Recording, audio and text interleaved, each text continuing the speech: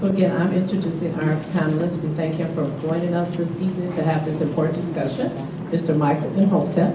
Mr. Michael Imhotep is a historian, radio show host, researcher, lecturer, and writer. Founder of the African History Network, Imhotep has used his platform to empower, inspire, and educate African Americans and people of African descent around the world. Mr. Imhotep is a lifelong Detroiter. Academically, he went from the world-renowned Cass Technical High School to acquiring a Bachelor's of Science degree in Business Administration at Wayne State University. It was there that Imhotep developed a passion for history. Through his work, Michael Imhotep has spent the past 30 years focused on understanding how politics impacts every aspect of the lives of African Americans and how to leverage our economics to enforce a political agenda. Please, let's give him a hand.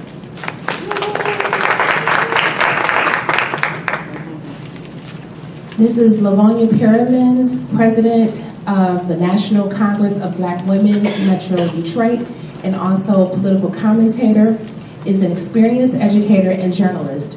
Her knowledge of the legislative process, policies, and procedures have aided her while working in a historic and in many historic campaigns. Ms. Lavonia Perryman is the host of the Lavonia Perryman Show, or 9:10 a.m., and we hope that you all are tuning in. That's 9:10 a.m. in Detroit. And again, she is a political commentator for the Detroit ABC affiliate, WXYZ TV. As head of a media relations and communications company based in Detroit, Ms. Perryman's footprint on Michigan politics has been cemented. A Media Woman of the Year award recipient from Detroit's Women in Radio and Television, Perryman's clientele has included the late President Nelson Mandela, Oscar winner Denzel Washington, Dr. Dorothy L. Height, and the National Council of Negro Women. Let us please welcome Mrs. Perryman. And now we will turn it over to our moderator, Attorney Nance.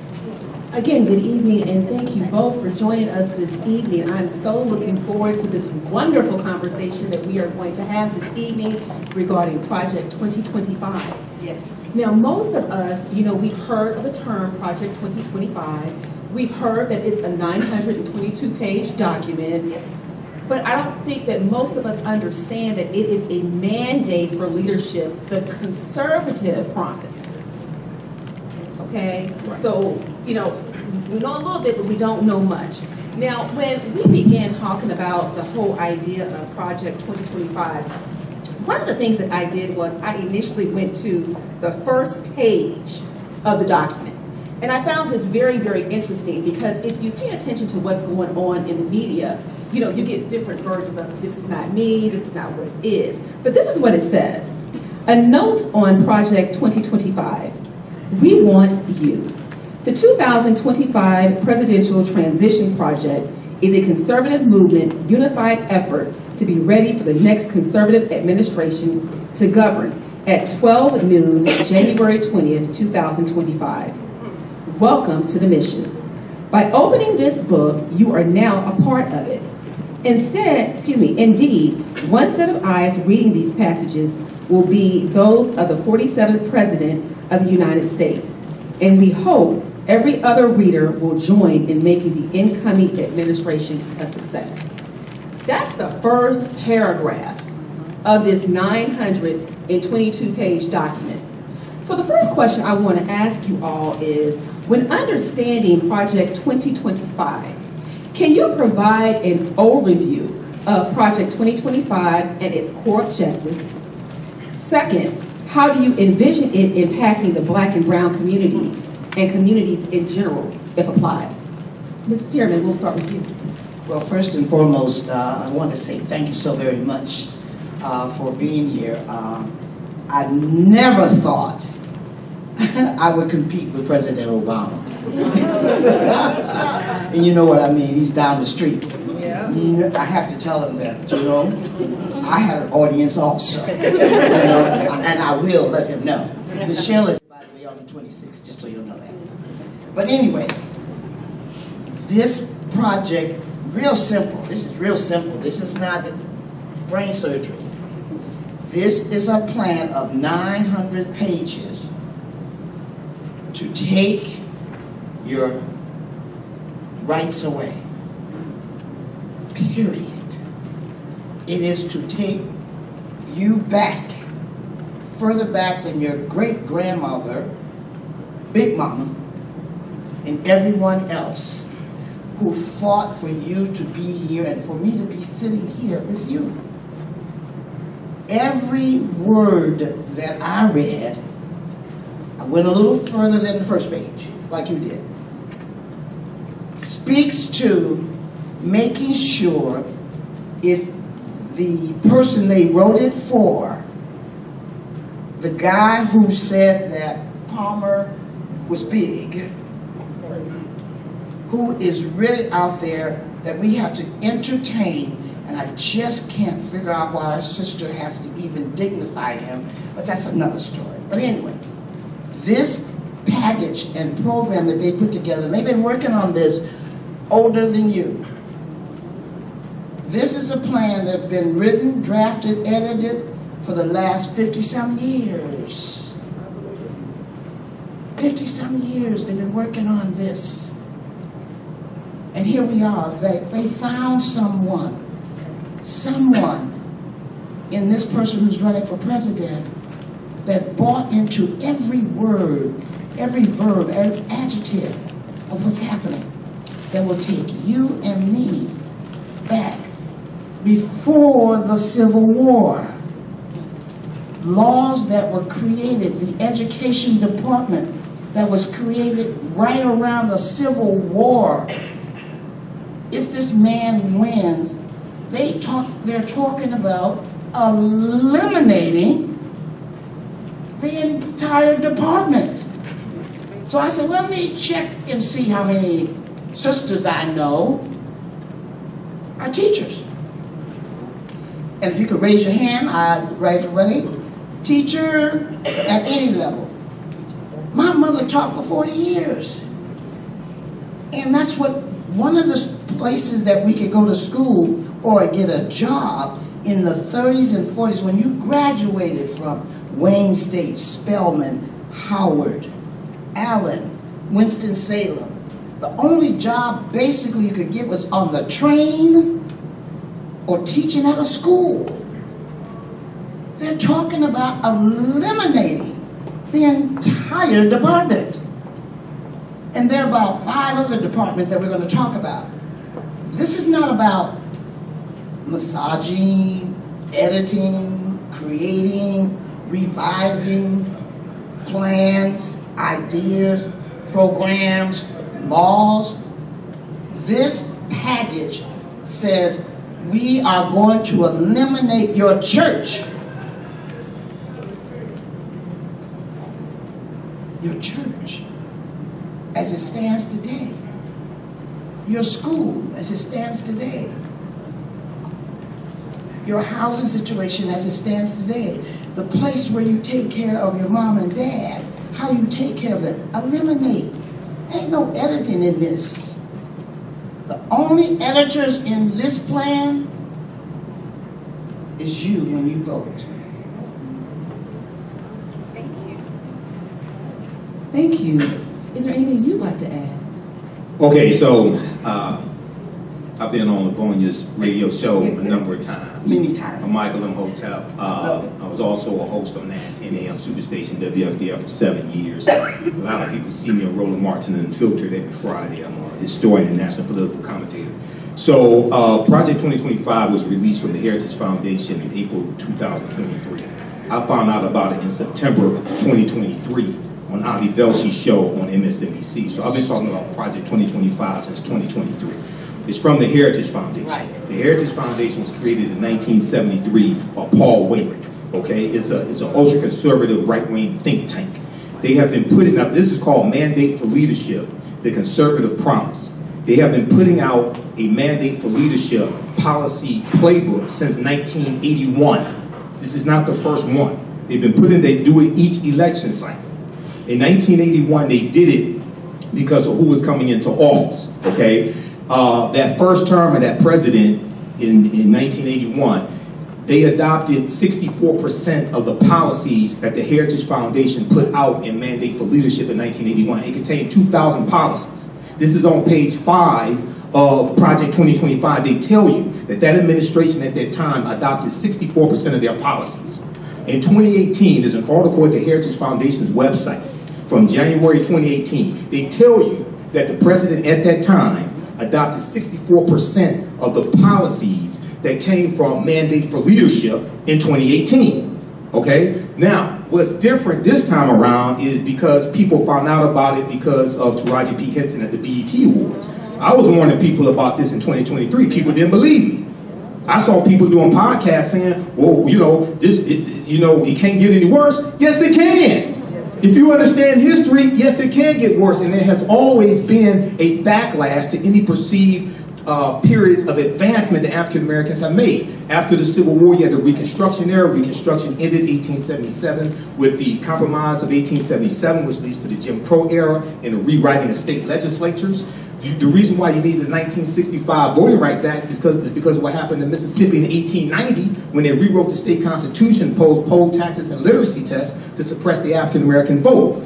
So when we look at Project 2025, what it's really doing is federalizing a lot of policies that have been put into place in a lot of red states, former Confederate states. There's a direct relationship between the states that were part of the Confederacy, the 11 states part of the Confederacy, Mississippi, Alabama, Tennessee, Georgia, and the policies they have today. One of the things that they want to do is abolish the Department of Education. The Department of Education was created in 1979, okay? The Department of Education enforced Brown versus Board of Education. You have to understand the backlash to 1954, Brown versus Board of Education. There was a movement, there was a resistance movement that came out of Virginia in 1956 called massive resistance. Massive resistance was the effort to fight against the desegregation of schools. So what they started doing was using vouchers and to give poor white children vouchers to go to private schools to keep them segregated, okay? Then in 1976, you have the presidential election, but also in 1976, what happens is Paul Wayrick teams up with a man named Jerry Falwell. They create what's known as the religious right movement. What happened was all the anger and massive resistance around school desegregation got redirected into the anti-abortion movement, which was the birth of the religious right movement. Okay, you have to understand how all this is connected. So when they talk about attacking and dismantling the Department of Education enforces civil rights in schools. It distributes student loan forgiveness because they're against student loan forgiveness. It funds HBCUs, all of this, and there has always been a hatred and animosity from those former Confederate states having to desegregate the schools, and that came from the federal government being forced to do that from the federal government, as well as later, 1979, 1980, the Department of Education. Okay, so Project 2025 is what they're doing is federalizing a lot of these conservative laws we see in states, attacking diversity, equity, and inclusion, attacking affirmative action. Okay, this is what we see here. Something else that we see as well is a national ban on abortion, okay? But they're going to use the Comstock Act of 1873. Okay, now the Comstock Act of 1873 is during the Reconstruction era. All right, this is like 8 years after slavery ended. But it would bring about a national ban on abortion, as well as contraceptives, okay, as well as abortion pills, things like this. Now, when they talk about in Project 2025, they don't call it the Comstock Act. They refer to it by its U.S. Criminal Code. I think it's USC 1461, 1462, something like that. They're really slick with how they do it. I know the game that they're playing, okay? They refer to it as the U.S. Criminal Code. So this is, now what's so diabolical about this is when you read this, they tell you it's a 180-day playbook for the first 180 days of an incoming administration. So if you wrote 922 pages for the first 6 months, what do you have planned for the other 3.5 years? Okay, so when I teach about this, I deal with history, economics, law, and politics. And one of the things I talk about, and I talked about this on Lavonia Perryman's show, she can vouch for this, I said we have to stop telling African Americans to exercise your right to vote. You don't vote for exercise, you vote for power. Everybody else understands this. If you want to exercise, go to the gym and work out. Everybody votes for power. You vote for policies that are beneficial to you, your community, your families, etc. Okay, so we have to do the same thing and understand that politics is the legal distribution of both scarce wealth, power, and resources, and the writing of laws, statutes, ordinances, amendments, and treaties, their adoption, interpretation, and enforcement. So when we study Project 2025, it brings together history, economics, law, and politics. So this is what we have to master to be able to fight back. Thank you.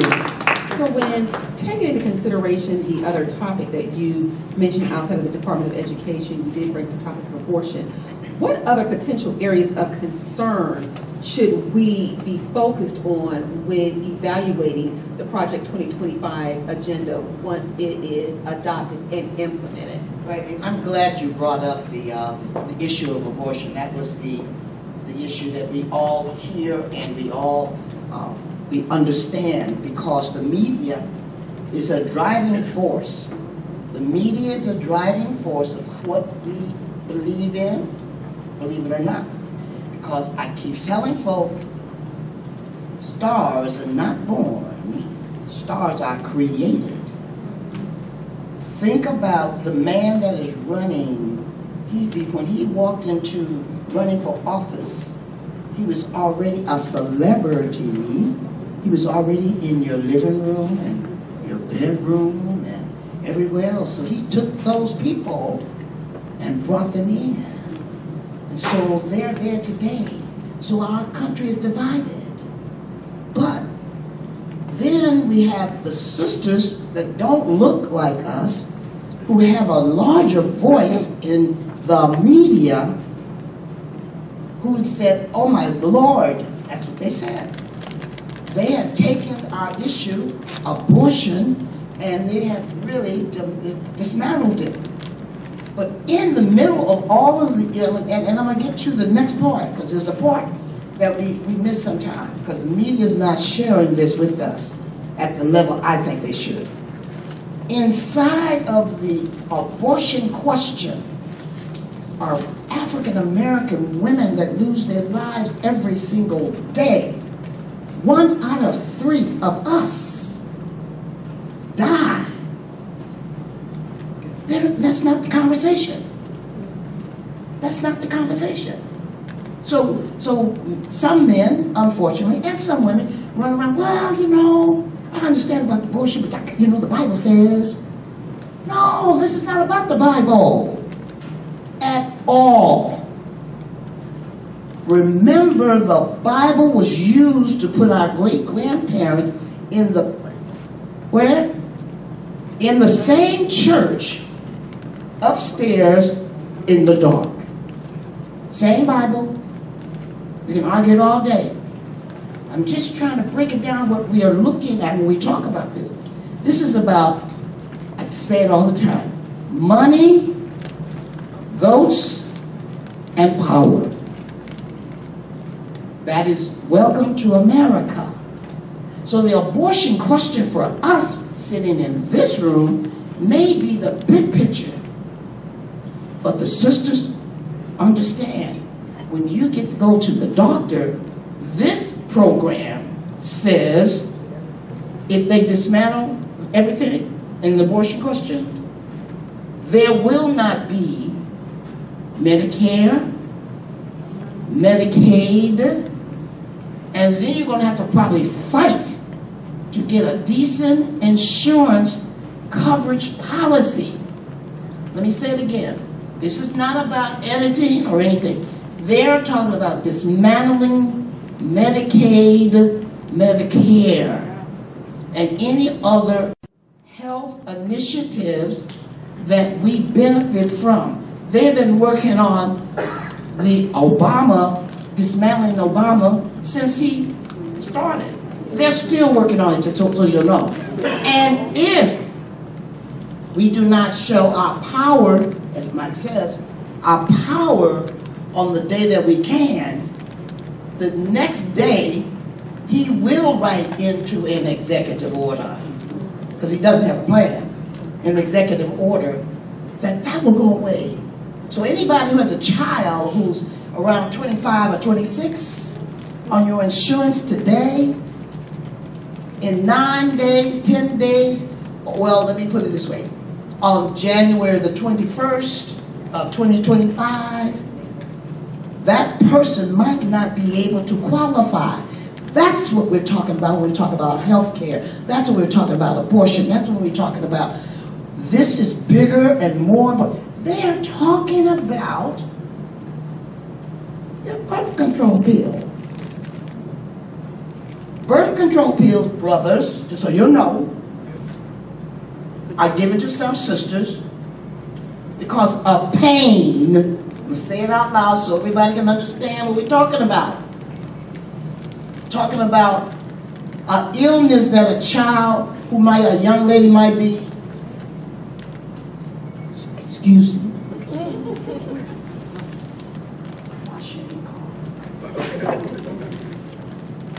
Your child or your grandchild, if she's a female, is not just about a birth control pill. That's the name of it. The birth control pill is a medicine. A medicine for many women, black, white, Jew, Gentile, whatever. So understand when they say, oh, we're going to eliminate the birth control pill. What? Some women won't be able to get up in the morning and go to work or feed their child or bathe their child because they're in pain, human nature pain. And these men know this. I want to go back in a little history. The young man who is one of the authors of this program wrote a dissertation on slavery in New Orleans and said that everything that they white individuals made a mistake when they allowed us to be free. That's how long ago. This is not something new. He's telling you the truth. They have been doing that. Reagan was one of the guys who eased into one of their proposals. Eased into. But today, they have a gentleman. Is that what he is? I knew you all wake up. We have a person who is willing to take all 900 plus pages and take you back, way back. That's why. Let me go at the civil servants, and I did this real quick. Civil servants' jobs. Quote from the Civil Service Census Bureau. Of the census, 53% of the civil service jobs are African American employees. 53% of the civil service jobs, clerical, 53%. 32% of the professional jobs among jobs in the civil service, African Americans. In this program, that would be eliminated. Gone. This is not editing. This is what they said. We're going to eliminate the process of how those individuals get jobs, to take care of their families, to go to school, to live a life, to make a difference in the community. 53% of the people that they're attacking today in this program are African Americans.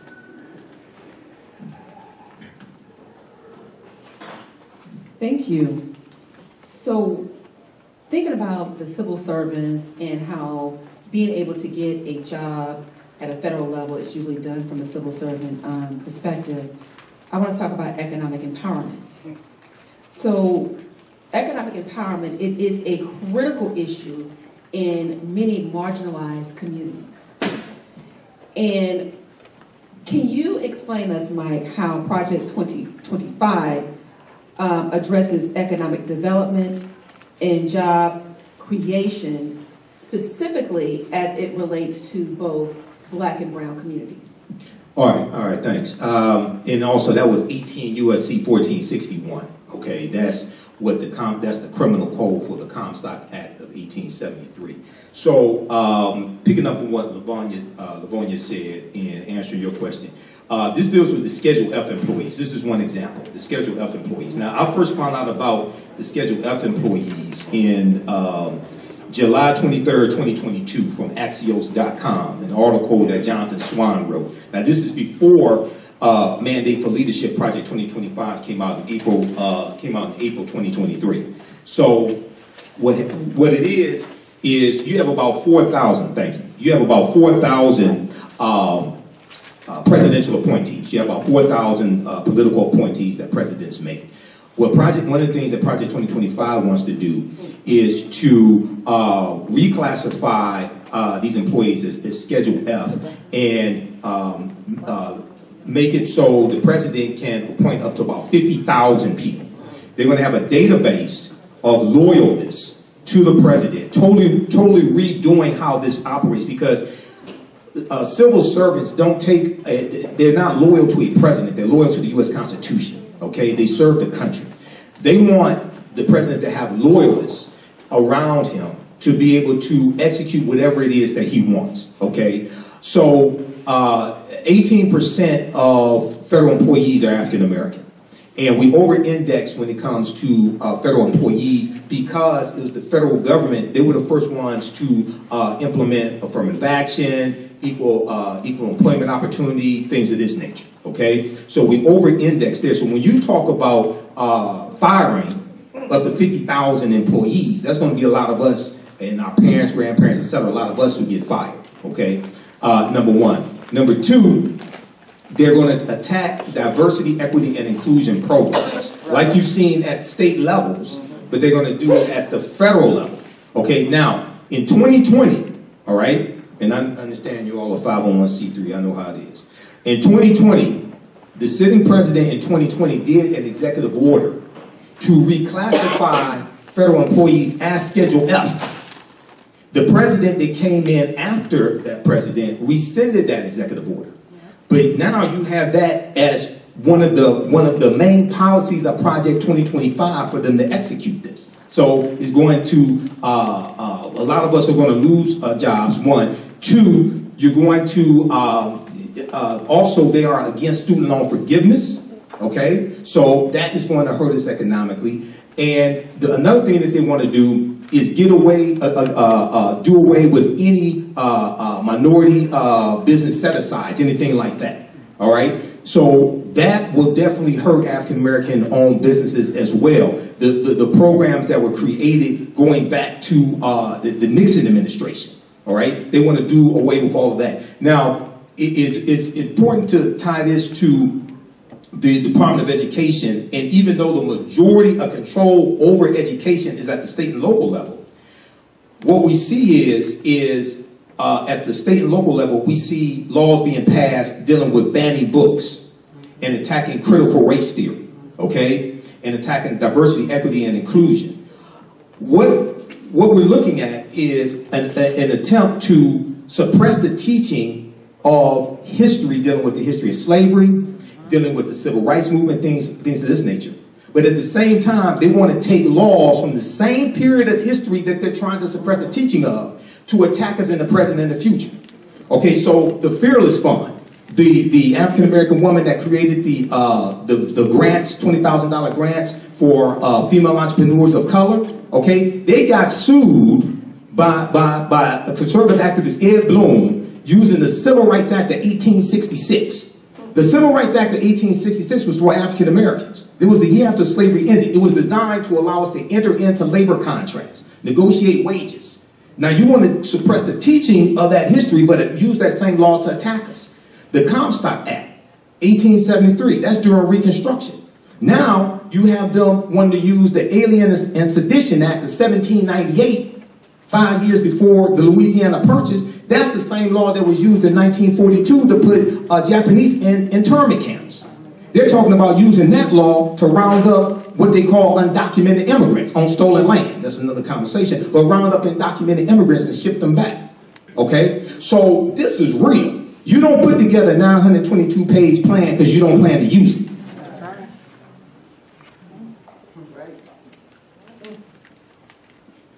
serious. That's very serious.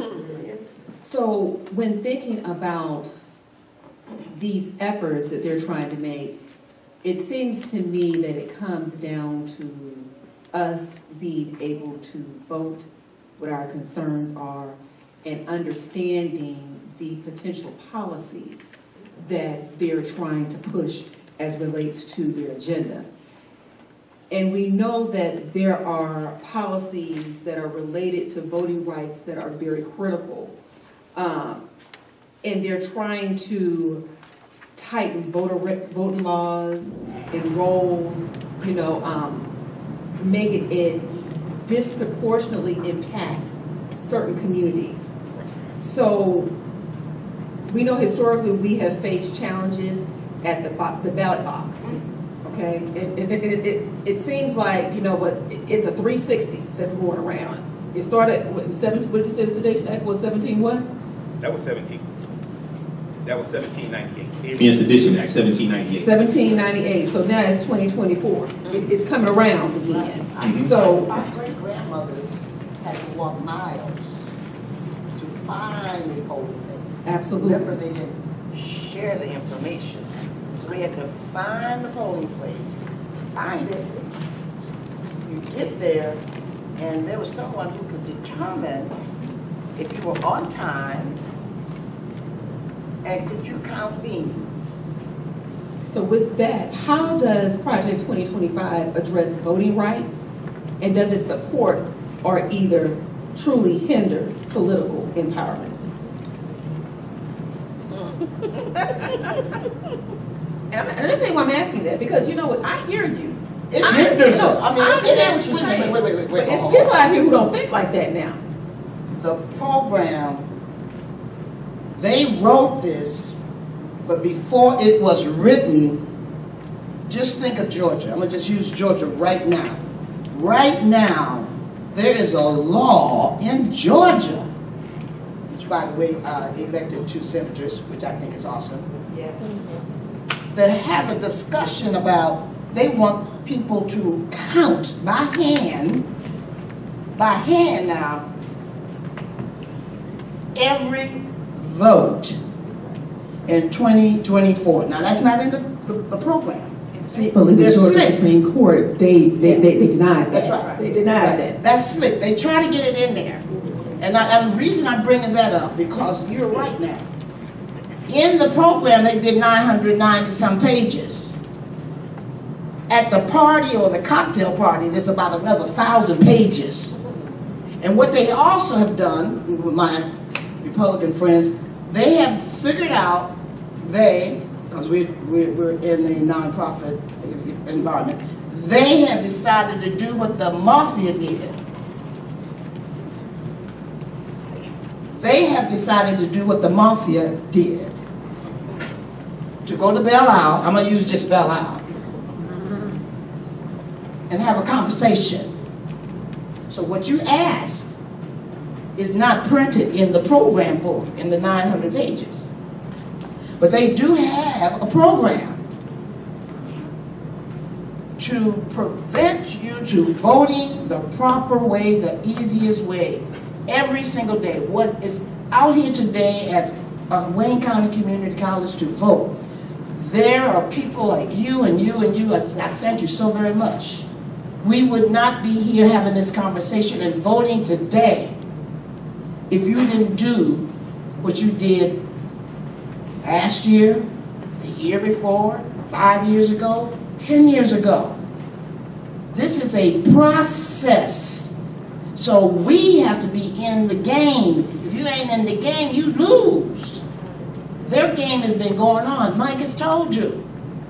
They got angry the day our great-great-grandmothers and grandfathers said, we shall overcome. That day. And they have sworn through birth and death, they were going to take their country back. And so this is what this conversation is about. And so we're trying to break the pieces down so you can understand it. But you got the power. Trust me. We got the power to make a difference. I'm not going to ask you in 9 days to read this. No. I'm not going to do that. I'm going to just ask that you do what you need to do today by November the 5th. And then you can say, we shall overcome. I am somebody. Hope and change. It's a man's world, but without a woman. Yes, we can. Yeah, we're not going back. We're not going back. Come on. I'm telling you guys, if you went out here today and gave the energy that you give the party, the man that you like, the girl that you like, and the family that you love, all of that, if you gave that kind of power up and said, I'm going to make sure that everybody in my family has what Mike says, the power, because you have it. You don't have to count beans. They're trying to convince you that you have to count beans, but you don't. What you have to do is get on the phone and get in a car or a van, whatever, and make sure that anybody, I don't care who they are, support our nation so we don't have to have this conversation 4 years from now. Because they're going to continue. From birth to death, they said they're going to take their country back. This is nothing new to them. This is not new. Not new. Yeah, so let me connect some dots here quickly. So Lavonia mentioned Senate Bill 201 in Georgia. That was pushed in Georgia in the state legislature, and the governor signed it into law. It was because of the narrative of the big lie that was pushed, that the 2020 election was stolen, okay? That bill was crafted by Heritage Action for America. I have the evidence. Ari Melber wrote an article for MotherJones.com in 2021 who exposed the executive director of Heritage Action for America, admitting that it was her organization that wrote that bill. You can read the article, the videos there of her admitting it. Heritage Action for America is the sister organization to the Heritage Foundation. The Heritage Foundation is the organization that wrote Project 2025. That bill, Senate Bill 201, was copied in other state legislatures. This is how they were able to do it so quickly. She said they had copycat bills that other state legislatures quickly passed and the governor signed into law. Well, this is the same thing that happened in 1890 when you had the Mississippi Plan. Go research the Mississippi Plan of 1890. This is when they rewrote the state constitutions in the state constitution of Mississippi to impose poll taxes, literacy tests, property ownership requirements, to suppress the African American vote because African Americans were the majority of the population in the state of Mississippi. And they feared our political power. Well, what Mississippi did, and to quote Solomon Saladin Calhoun, who was the white county judge who presided over the convention, he said, we came here to exclude the Negro. They were very explicit on why they were there. What they did in Mississippi became copied in South Carolina, 1895, Louisiana, 1898, Oklahoma, 1901, Georgia. They did the same thing. The same thing that they did with Senate Bill 201, they did in the 1890s and early 1900s, okay? Because they feared our political power. If you go back to 3 years after slavery ended, 1868 in Florida. In 2018, in Florida, they had on the ballot an initiative to restore voting rights to convicted felons. Who remembers that? I remember it vividly. I remember Roland Martin covering it. Okay, I covered it on the African History Network show, right? In Florida, you lost your right to vote for life if you were convicted of a felony. Well, where did that come from?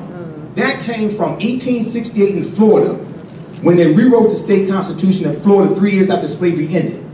And one, they expanded the number of crimes that were classified as felonies. One. Two, they were specifically targeting African Americans. You lost your right to vote if you had a felony. Three, the reason why they did it, they said they did it to prevent a Negro legislature. Because African Americans were 48% of the state population of Florida in 1868, 3 years after slavery ended, and Florida's a former Confederate state. So when you study this history, there's always been a fear of the political power of the African Americans. And they've used laws, insurrections, riots, etc., to suppress our vote. Project 2025 is continuing that, okay? That's what I want to say. So study Heritage Action for America and what they did with the voter suppression laws after the 2020 election. And they're continuing it now. They're challenging in court. They keep passing laws. In Georgia, they wanted, in a county in Georgia, the county board voted to hand count the ballots. Here's what happens. If they can't certify the election results by the deadline, they don't count. Right. They sold out. If they can't certify the election results, so somebody can win Georgia. But if they can't, those votes can't be certified by the deadline, they don't count. This is skullduggery. This is treachery. And we have to understand how people fight, okay? So I tell people we have to understand history, economics, law, and politics. Everything they do to us, they use the law to do it. Then when they get caught breaking the law, they go hire an attorney at law to defend them in the court of law. We need to understand the law better than they understand the law, so we can disarm them of that weapon they use against them. You have to understand political self-defense, but you have to understand the history behind this to understand what's taking place today.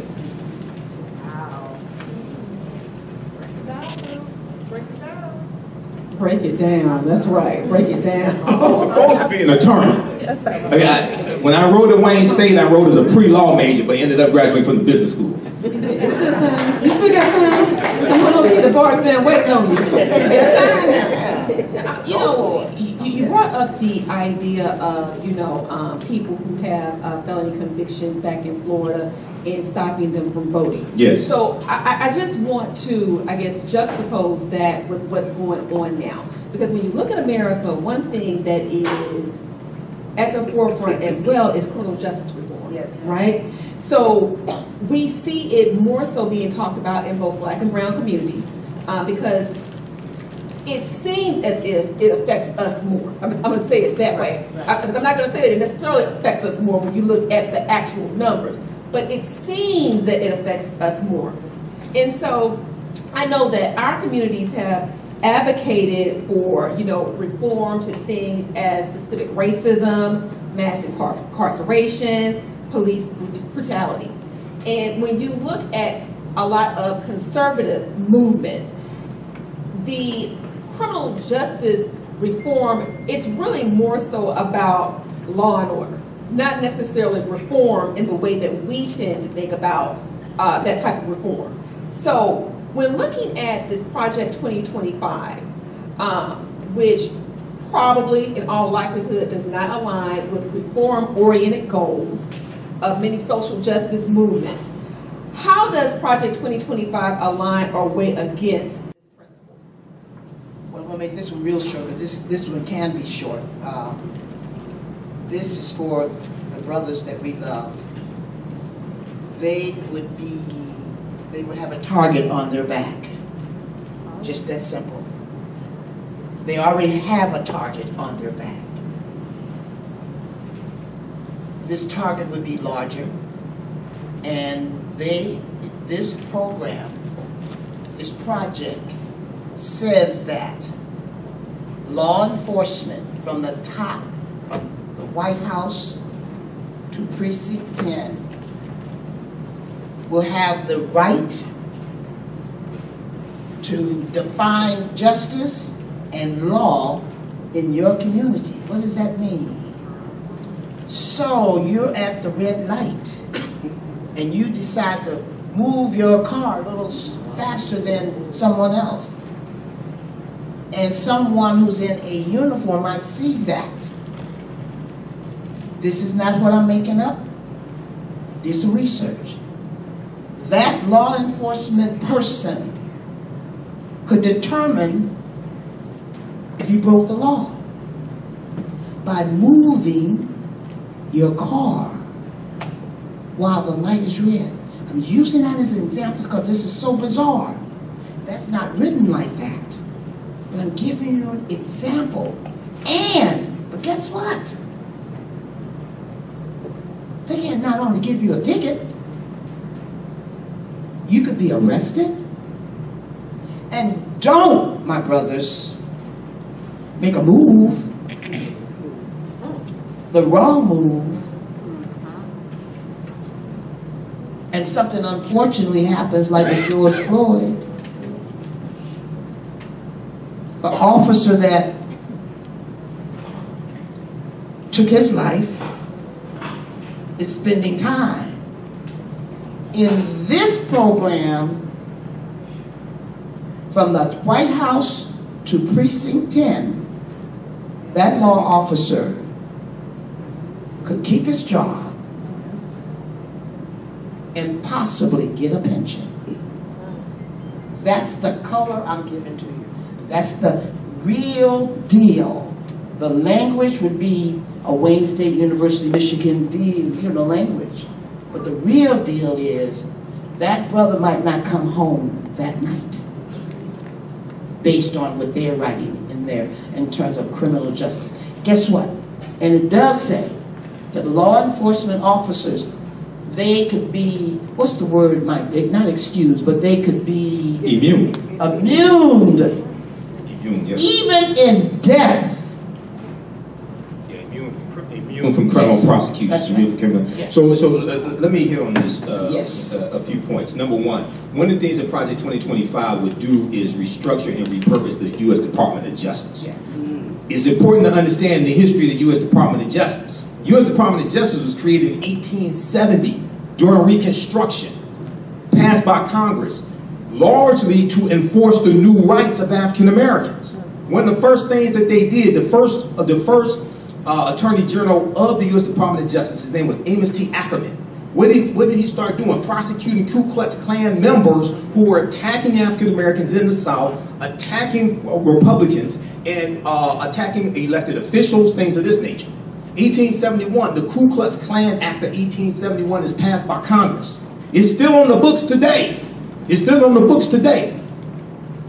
President Ulysses S. Grant in 1871 declared martial law in 9 counties in South Carolina to enforce the Ku Klux Klan Act, to crack down on Klan activity, right? And they were being prosecuted by the U.S. Department of Justice. One of the things that Project 2025 would do is one, it would ban and end the consent decrees with police departments, because you've had in previous administrations that had a closer watch on police departments and they did investigations into the patterns and practices of police departments that had a lot of complaints about abuse, things like this. That's coming from the federal government. When you see this theme, there's a constant theme that you see, and as a historian I understand this, there's a constant theme of southern states saying that the federal government is overstepping their authority. This is what they said led to the U.S. Civil War. They said the Confederacy said it was about states' rights. When you read their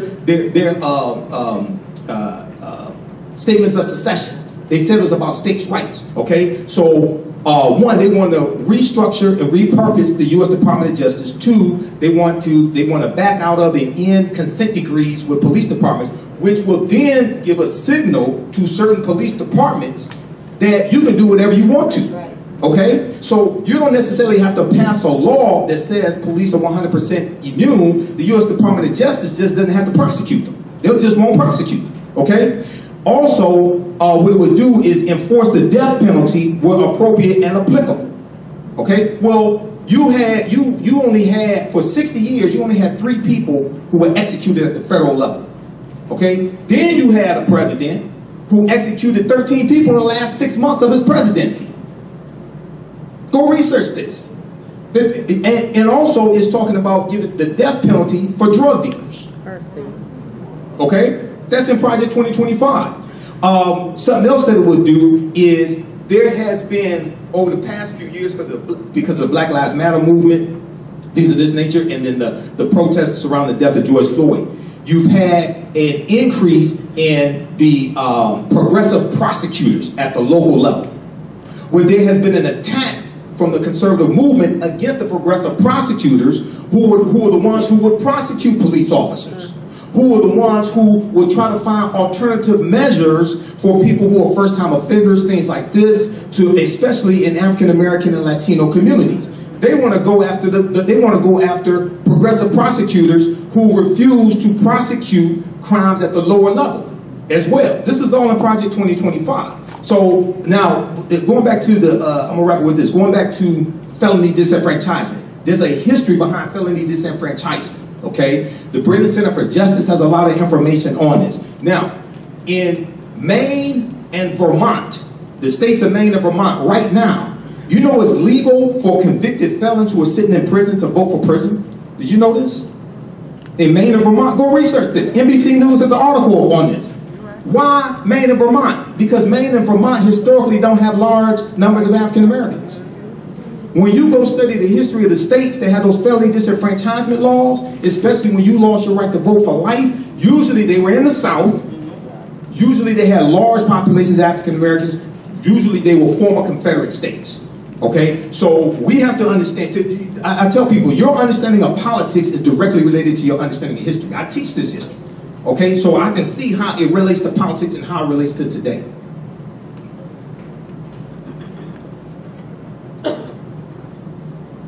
Thank you. Oh, you're welcome. You know, y'all got me up here like thinking, like really thinking. I'm like, I think some teachers that I had, you know, who put a certain, you know, certain things in my mind, and so I'm thinking, you know, about what I have learned historically. I'm thinking about where my future for me, where my future for my daughter can go, but it also makes me look at Project 2025 and think about what its legacy and its sustainability could be, right? And so with that, where do you see the sustainability of Project 2025 being if it is implemented in 2025? And what legacy do you see the authors or leaders of this project hoping for future generations in Black and brown communities? Well, I think that the program is written after the action in some cases. 2025 is written off of the history, as Mike said, not on our history, on their history. I just told you, they've been angry since we got here. So they have been planning 2025, 26, 27, 28 for a long time. Legacy, it will continue.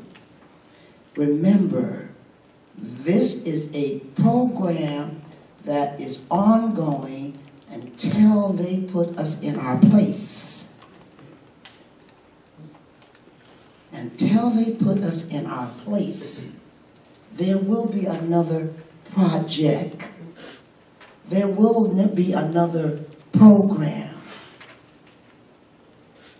But if it is to be without a legacy and without legs, without air, it's up to us. That's a lot to carry now, I know. But we got some sisters and brothers out there that don't look like us. We got some people who don't look like us, who we may call progressives, liberals, call them what you want, but call them. So the legacy only will survive if we give it air, let it breathe. We have to choke it at the neck. We know how to do that. I have great faith in the African Americans. I am real clear on what we can do. Collectively, we have built a nation. What you talking about? We built a nation. River Rouge wouldn't be. Ford, Chrysler, General Motors, Motown wouldn't be without you.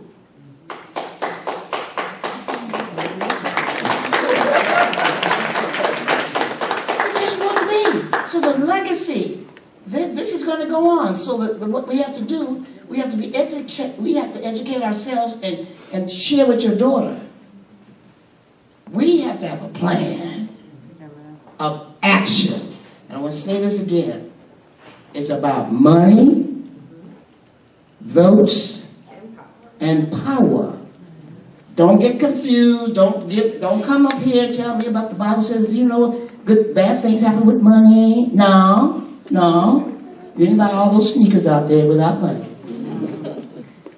We need the money, because guess what? In this world, in the world we live in this country, what we live in, the country and the people that we are fighting against, they use your money to implement, execute programs against you. We can't let that happen. But you got to have an agenda, a program. You have to have the gall to execute it too. It does take money, vote to equal power. It just does. Okay, so the question was the lasting legacy of Project 2025? Yes. Was that? Well, this is a continuation of going back to 1981, Mandate for Leadership. And they keep trying and trying and trying. When you look at overturning Roe versus Wade, they've been trying to do that for almost 50 years, a little bit less than that or so, especially with the start of the religious right movement in 1976.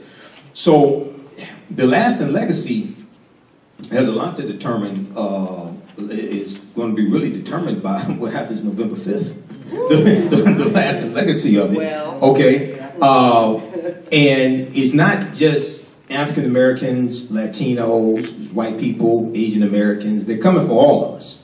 African Americans and Latinos are going to get the brunt of this. This is a lot of backlash to the racial reckoning that took place after George Floyd was killed. Okay, and when you read this, you see a lot of attacks on that. The progress that was made from that. In any periods of time, a perceived progress that African Americans make, there's always a backlash. Okay, 1968 it was Law and Order. Okay, which was a backlash to the Civil Rights Movement, the Black Power Movement, the things of this nature. Okay, now it was something that I wanted to hit on. So a lot of this deals with the fear of the browning of America. Yes. That's why you hear them talking about deporting undocumented immigrants, things like this. Okay, but when they had, but 4 years ago when they had the chance to do it, they didn't do it. They know the economy will collapse if they do that. Right. So what they're doing is preying on the fears of a lot of people, especially a lot of white people, especially a lot of uneducated white people. What happens when you're no longer the majority population in this country? It's expected by 2043, white people will no longer be the majority population in this country. So you have people preying on their fears and lying to them, and instead of them saying, wait a second, you're both being manipulated by the powers that be. Instead of them saying that, they want to say, oh no, it's those people who are poor, who came from another country, fleeing violence, etc., looking for another way of life. They're why you don't have a job. That's not why you don't have a job. Why did the corporations hire those people then? That's not why you don't have a job. So it's game recognizes game, okay? So this is what has to happen. So we have to expose what's here and connect this to policy. And I break it down when I teach about political self-defense. It's whose policies are most beneficial for African Americans, whose policies will do the least amount of harm, who can create an environment for us to push our agenda the farthest and get the most accomplished. I hear people say, I'm not voting for anybody that doesn't have a black agenda. Well, you don't understand. A black agenda is not what politicians give us. That's what we give them. You have this backwards. But to put together an agenda, you have to understand history, economic law, and politics. Also, who will protect gains that have already been made? That's something that we don't understand. It's not only what somebody can do for you, it's also understanding how to block and stop what other people are trying to do to you. We have to assess what happened during the election cycles, what was gained, to understand what was at stake, because there's always something on the ballot at stake. Okay? If we understood that there were 3 Supreme Court justices at stake in 2016, more of us would have voted. Okay? And that's a lifetime appointment. Okay? The next president could appoint another 2 Supreme Court justices. That's a lifetime appointment. Okay? The judicial branch of government interprets law from the legislative branch and executive orders and policies from the executive branch. So when you had an executive order on student loan forgiveness that would have benefited about 40 million people, it would have lifted 500,000 African-American families from a negative net worth to a positive net worth, but it was overturned by 6-3 conservative Supreme Court. Everybody was like, I don't understand what happened. Well, I told you what was going to happen in 2016 if you didn't get your behind out there and vote. Okay, you thought I was playing. When I was on 9:10 a.m., WFDF, every Sunday night and on Thursdays with Steve Hood, wake up with Steve Hood and warn the people what was going to happen, they thought I didn't know what. No, I'm a historian. When you understand history, you can predict the future. You can see this stuff coming. Okay? If we understood George Wallace and Richard Nixon, we would have seen somebody else coming. Okay? So this is why history does not repeat itself, but it does rhyme. Okay? So your understanding of politics is directly related to your understanding of history. So this is why we have to have a synthesis of both of these. This is going to be my last question before I open the questions up to our guests towards you this evening. And I love the way you just segmented that into African history. So, Thank you. You're welcome. So what key takeaways from the agenda of Project 2025 should we consider when making our decision at the ballot box on November 5th? There is nothing in Project 25 that's for you. Let's start there. Real simple. There's not a word, not an adjective, a comma. Nothing in this will support, like Mike said, your past, your present, or your future. Nothing. Absolutely nothing. I agree with that, and also we have to understand the importance of state and local elections, because versions of Project 2025 have already been implemented at state and local levels, especially in the South, in these former Confederate states. So I would encourage everybody. Now, number one, I have videos dealing with Project 2025. You go to my YouTube channel, Michael Imhotep, Imhotep, on my Facebook fan page, the African History Network. I'm on Roland Martin and Filter talking about it, and I have videos as well breaking this down. I would encourage people. Could you repeat that, please? Yeah, Michael Imhotep, Imhotep, on YouTube, 80,000 subscribers there. My Facebook fan page, the African History Network, I have 1 million followers on Facebook. So I would encourage people, you can get it straight from the horse's mouth. Kevin Roberts, who's the director of the Heritage Foundation. He was interviewed a few months ago on MSNBC The Weekend, and it was Michael Steele, Simone Sanders. Go watch that video, Google that. Right. He's telling you what they're going to do. Yes. And they're sitting there looking at him like he sounds crazy, because he does sound crazy, but this is exactly what they're going to do. Okay, in 1981, we didn't have the internet. We didn't have social media, things like that. They were able to pull it off. Okay, today we have social media. People are learning about this, and there are polls out there that show the more people learn about Project 2025, the less they like it. Okay, so we have to stop them at the ballot box. That's right. November the 5th. Or now. Or now. Voting is going on right now. That's the last day you can vote. That's the last day you can vote. What time is it? 8 o'clock? 7:12. Well, you can do it tomorrow, but it closes late today. Okay, so what I want to do is, like I said, there are plenty of people out here who may have some questions that we did not go over this evening. Are there any questions from anyone?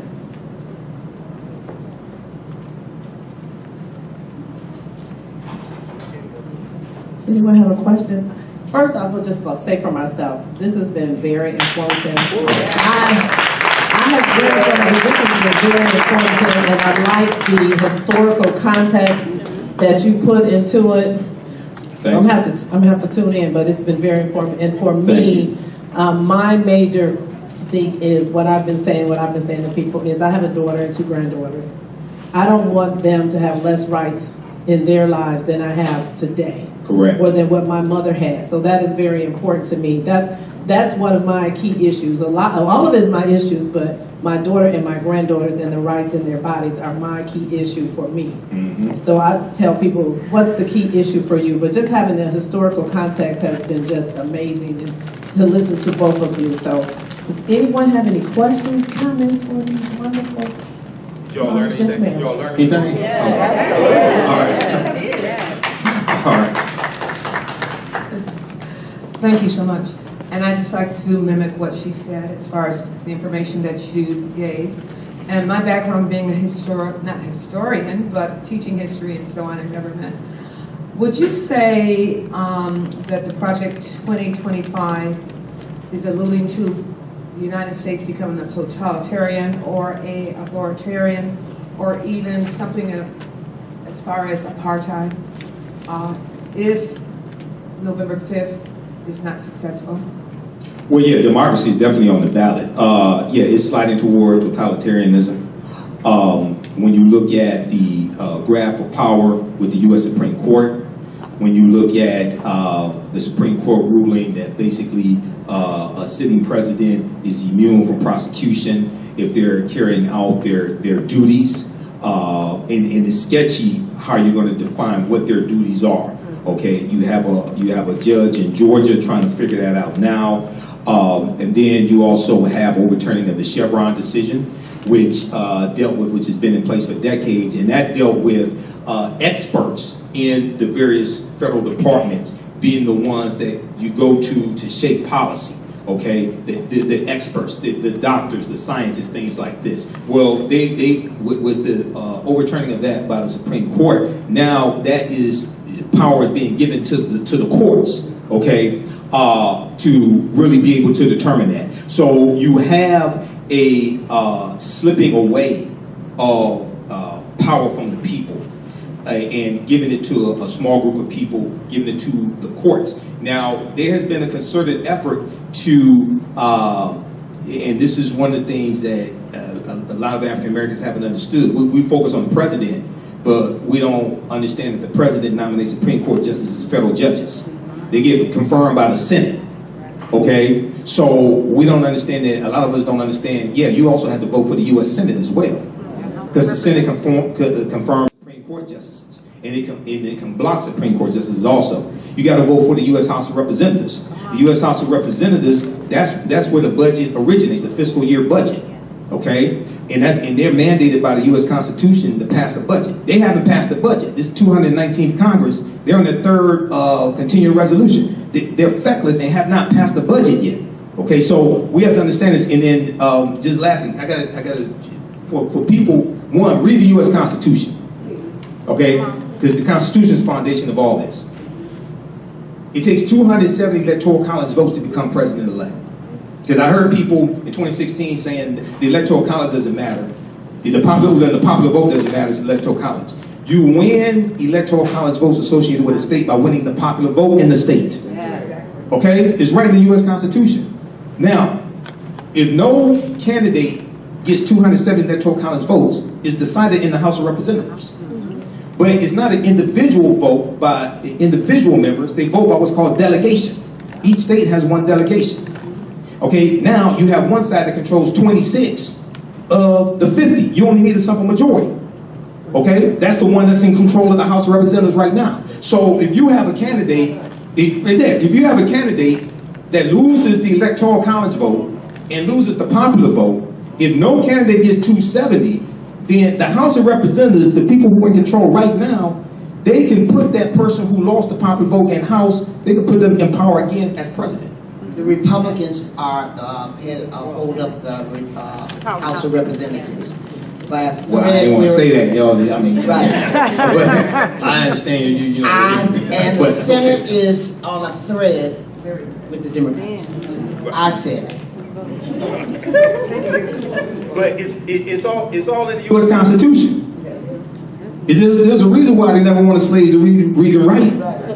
Because if you read the U.S. Constitution, then all this stuff falls in. You start understanding all this, and you understand how all this deals with history. One more thing. We had two senators, African Americans, one from Howard University in the 1800s. I just wanted to say that. Part of the history. Yeah, Hiram Rhodes Rebels. That's right. And you had, P.B.S. Pinchback, he was a governor. Senators. Yeah, senator. Yeah, Hiram Rhodes Rebels was a senator. And when they realized that they realized that they, our senators, would have power, they undercut them. Right. Wipe them out. Yeah. And lastly, going back to when you were talking about abortions and what have you, I thought you were going to take it a little further as far as the government getting into your business, as far as requiring the doctors as to tell about women's physicals, when your cycles are, I mean, getting that deep so that they can control what's going on in your life as far as the population, I guess, as far as the Oh, it's not even a guess. This says in writing, you're right. That one eliminate abortion, any health support like birth control pills. Your doctor could be tried and convicted. Tried and convicted, but is required, based on this information, to give up your information, my information about who we are with, and guess what? All those folk who maybe, I don't know how many, you know what year, that may be of a different persuasion, and they married one another, that would be eliminated, and against the law.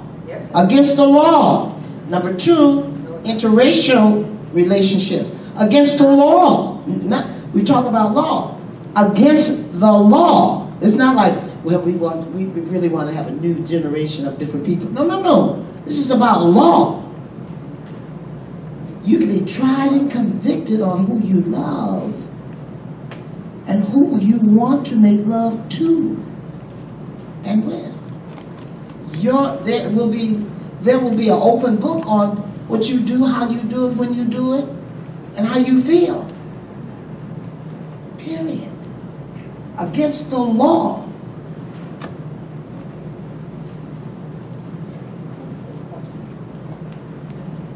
Thank you all so much for this. I really learned a lot. I do have a quick question about sustainability. So I am very proud of the work that my team and I are doing at Michigan Department of Health and Human Services. We work in the Office of Equity and Minority Health.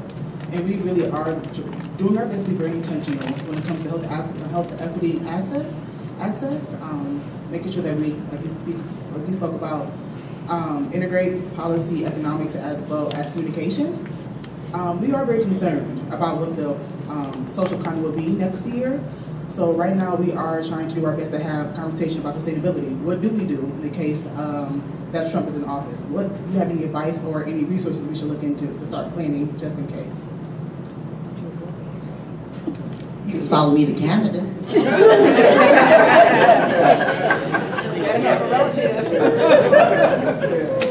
It's late. So this is what I would say. We have to get this information to our friends, family members, flood our social media platforms with it. There's a good series of videos. They're on YouTube and Instagram. Black Men Read Project 2025. Black Men Read Project 2025. It has everyday brothers reading from Project 2025 and finding out these policies and finding out how it impacts them, their parents, family members, etc.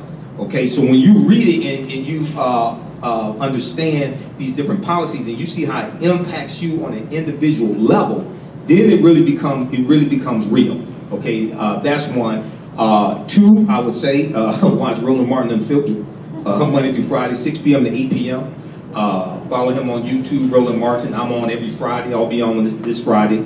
And give us a shout out. AKA, I'll give the AKAs a shout out as well. I'll give the AKAs a shout out, definitely. But share this information. Joanne Reed on MSNBC has good videos dealing with Project 2025. She has dedicated like one show each day to a chapter of it. Also, Ali Velshi on MSNBC, he has a lot of good information on as well. Yeah, he has a lot. He was the first one I heard talk about it in September of 2023. So we have to get this information, especially to young brothers, young African American men, say 18 to 35, who think that this doesn't impact them or think that these are only policies for women. No, this directly impacts you. And one of the things that is taking place is you have.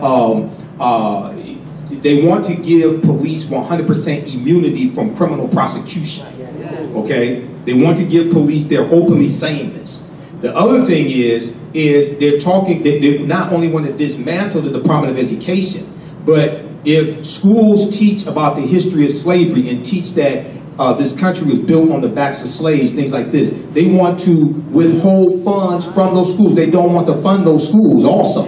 They're openly saying this. As recently as October 18th, 2024 on Fox and Friends, they're openly saying this. Including our HBCUs, but I want to go back to you in terms of organization, and this goes back to communication.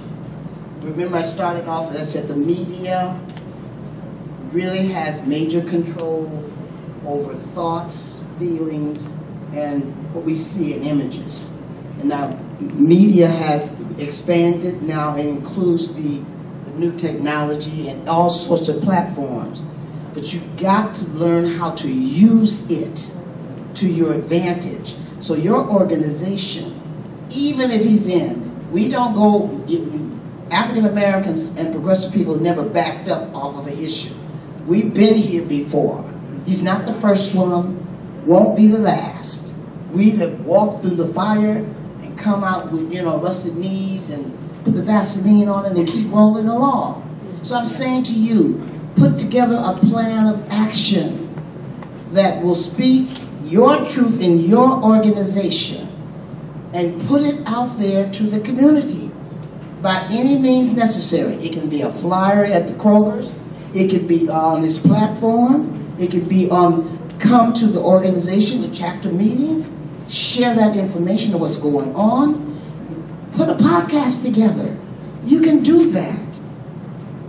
If you have a reason and a purpose and a message that will impact your life and the lives of the people in your community, you have a message, you need to be responsible in putting that out there. You can do that. So don't back up. Surely we will probably be in a fetal state for about a week, but we got to get up, get busy, and survive and thrive. That's what we do. So we have two more questions on the floor. Hello.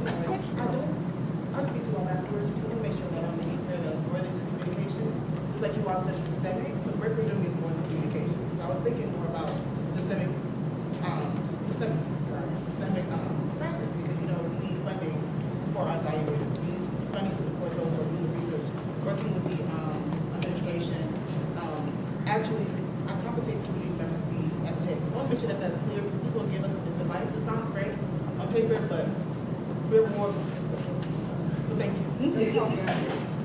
I got you. Hello, thank you again for your time, your energy, and your effort. It is greatly appreciated. My name is Tony, and I have a question in regards to finance and money that Project 2025 has funded and had. I know we talked about the Heritage Foundation, but are there any other organizations or platforms or even elected officials who are pro the Project 2025 so that we can go and fight against what they are advocating for? Well, yeah, at their website, they have a list of about 100 organizations that have signed on to it or have been involved in writing it. Also, they list the names of the people who have been involved in writing it as well. So a lot of them served in the last administration. But if you go to heritagefoundation.org, I think it is. But actually, if you go to project2025.org, that is the website the Heritage Foundation has set up. You can actually download the 922-page agenda from there. And because I've been on their website and done a lot of research on their website. Okay, so you can start there. But also when you watch those videos, like Russell Vought is one of them. Okay, Russell Vought is an architect of Project 2025. And when you watch like Ali Velshi show and videos on YouTube from Ali Velshi on MSNBC, he tells you who some of these people are. Right. And on the other side, I would like for you to start right with someone that I think we care about. Start with, on the other side, in terms of information, go to Obama's foundation. And he has a long list of support or organizations and funders that really work on progressive programs, etc. That's just one. Just start there. Just start there. Obama Foundation. Just type it in, and you'll get a great deal of information on the other side, who will speak maybe your truth, and maybe you will be able to identify also other organizations that support, your truth.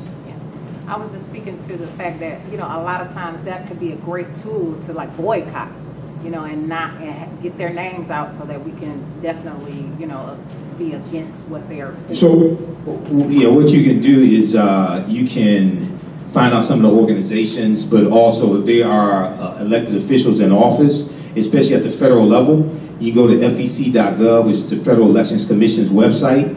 At fec.gov, it tells you for each official at the federal level, U.S. Senate, U.S. House of Representatives, President, it tells you organizations that have donated to their campaigns, things of this nature, so you can organize nationwide economic boycotts against them. Okay, don't just do local boycotts. Do nationwide economic boycotts. If we had done that in 2020, when they came out with when you had a list of corporations that signed on to the John Lewis Voting Rights Act, I was saying this is what we need to do. People didn't listen to me. Take the top 5 corporations and launch nationwide economic boycotts against them, for them to put pressure on the people who are obstructionists to the John Lewis Voting Rights Act. So what happens is we'll beat up on the people who want to vote for it. You need to go after the obstructionists. That's right. We give the obstructionists a pass. We don't understand how to play politics to win. Okay, and people keep making this mistake, and they keep saying, "Oh, well, they're not going to be responsive to us," things like this. The people who keep voting against what you want, you're giving them a pass by not creating opposition for them.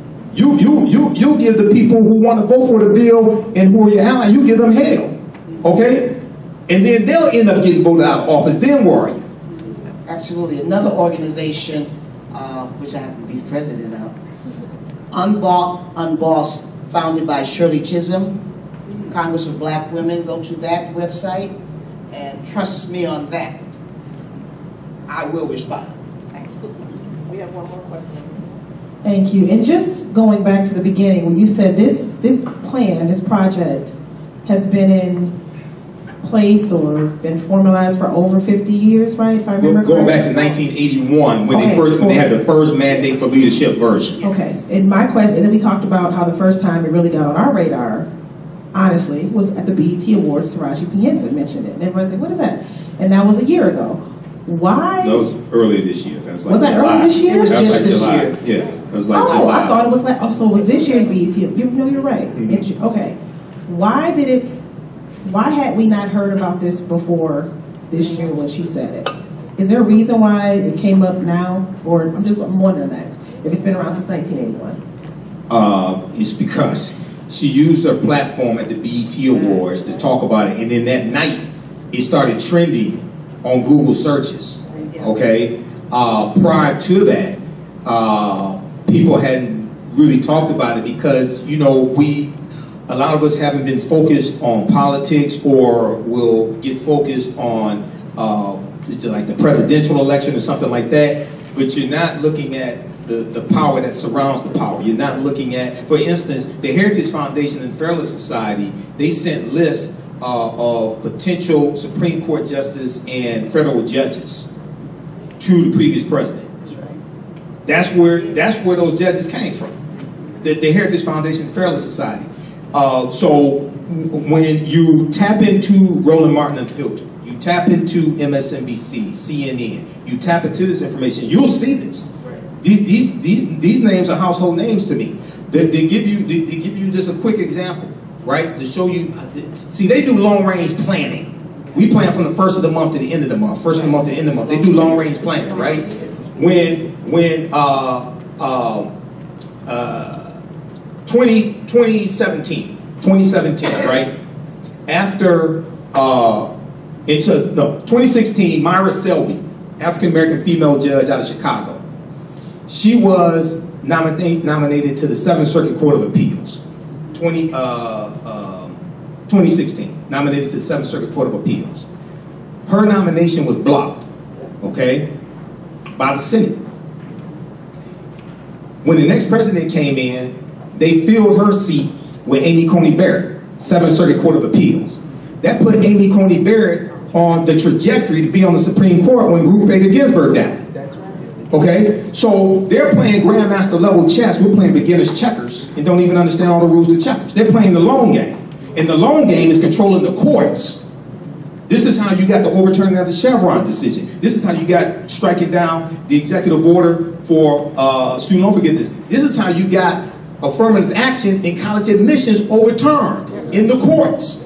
Ed Bloom, the same one that sued the Fearless Fund, he's the one that got affirmative action overturned in the courts. They said it was a violation of the 14th Amendment. 14th Amendment was for African Americans, 1868. They're playing the long game. We have to do the same thing.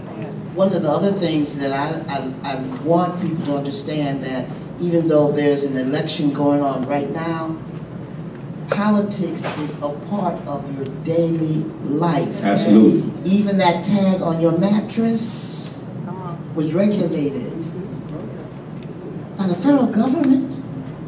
You understand what I'm trying to say? So even on November the 6th, you have to play the long game. We have to go back to looking and finding out who's on the right side of the answer to your lifestyle. Who is going to support what you do, how you do it, what you want to do in your community?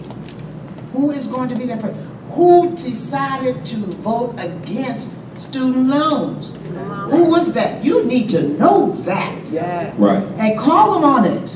So what you can do, go to congress.gov. Yes. Congress.gov, every bill that comes out of the House of Representatives or U.S. Senate, you can read it or read a summary at congress.gov, whether it passed or not.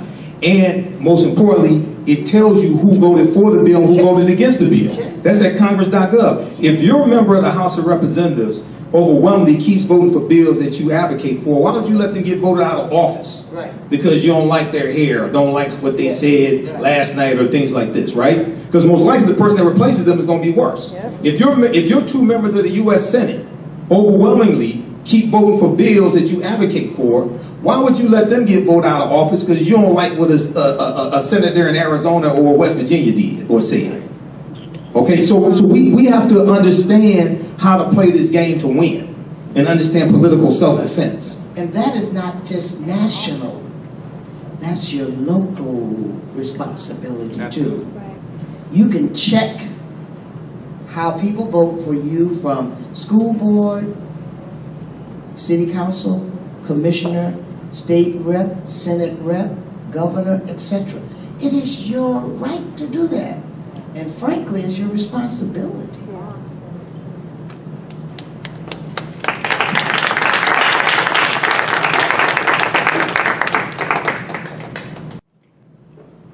What a powerful, dynamic conversation and discussion. Can we all give everyone a round of applause?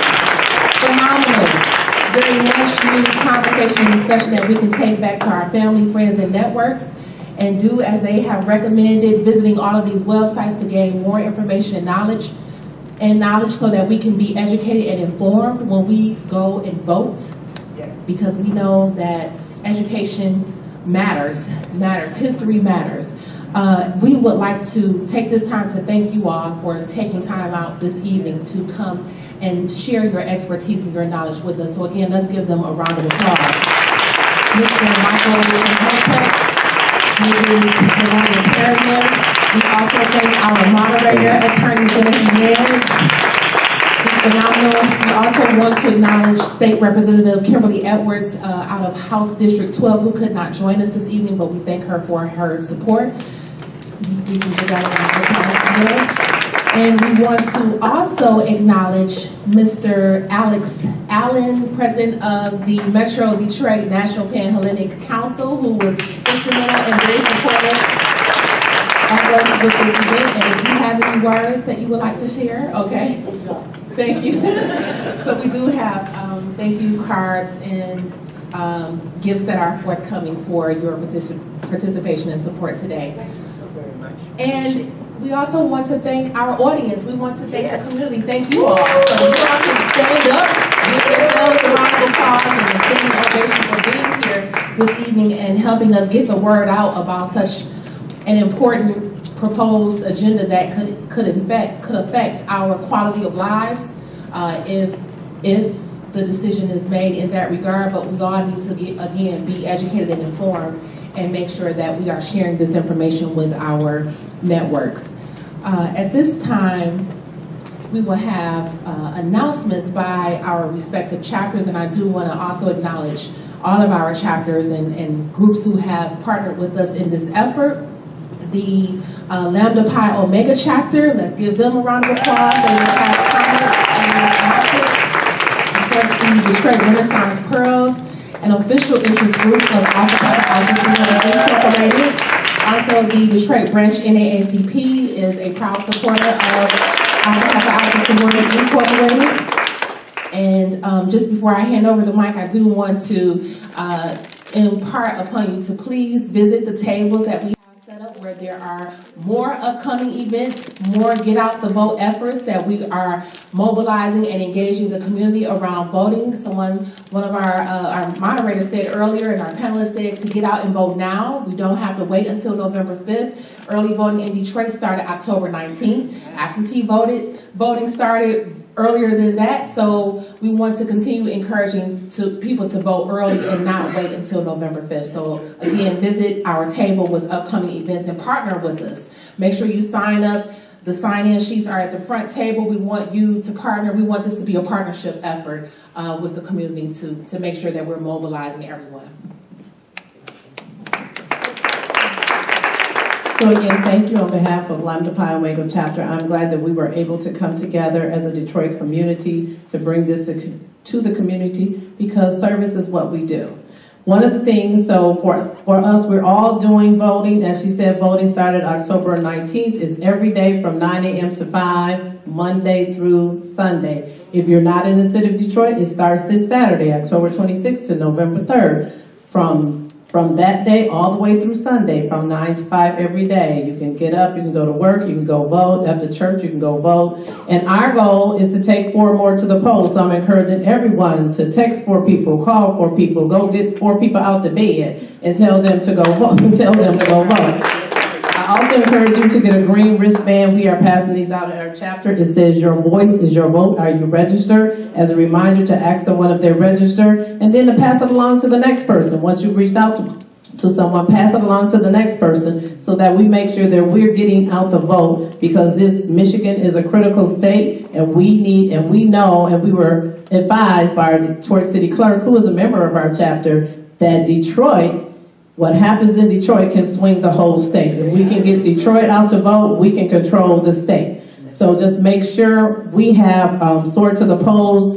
Pay attention to our social media. We are on Facebook, Alpha Kappa Alpha Lambda Pi Omega chapter. We are also AKA_LPO on Instagram. We have Sword to the Polls coming up, and we also have election day activities, and we'll be having an election night watch party. So I hope that everyone does their part. Let's get out 4 or more, and let's Sword to the polls. And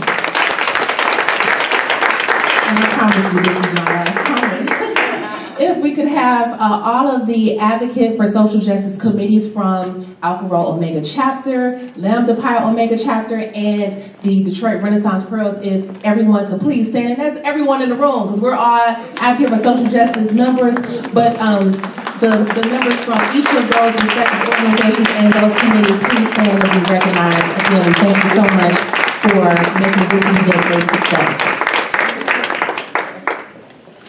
Okay, have a good evening. Thank you so much. Make sure you sign the sign-in sheet. Refreshments are still available, and there are gift bags in the back of the room. So please take a bag as you leave the room. Thank you so much.